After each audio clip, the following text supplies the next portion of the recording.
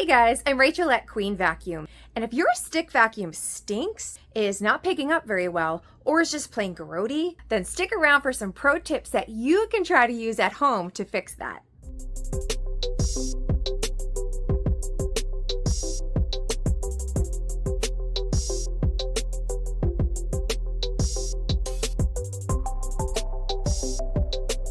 P.S. If you have absolutely no intention of doing any of this yourself at home, that is okay.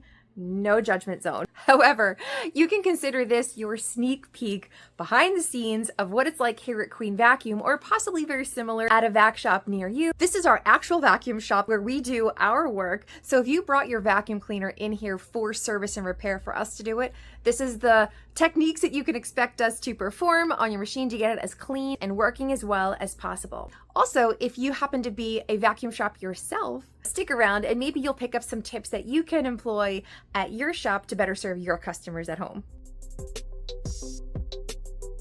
The example that we're going to be using today happens to be my actual vacuum cleaner, one of them anyway, my Miele Triflex HX1, that it's just time for its spa treatment. The brush roller is getting dirty, the dirt bin is getting kind of gunky, and the filter needs to be deep cleaned or possibly even changed. I know many of you have this vacuum cleaner at home, but the principles to cleaning out this kind of battery operated cordless stick vacuum, because it's bagless, is going to apply to many other vacuum cleaners. You may have a Dyson or a Shark. Cleaning out bagless vacuum cleaners can be a pretty dirty job.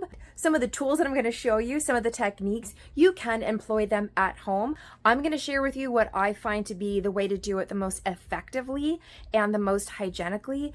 I would not do this in your kitchen by where you prepare food. So follow these principles, and many of them, again, will carry over to other types of vacuums that you might actually have at home.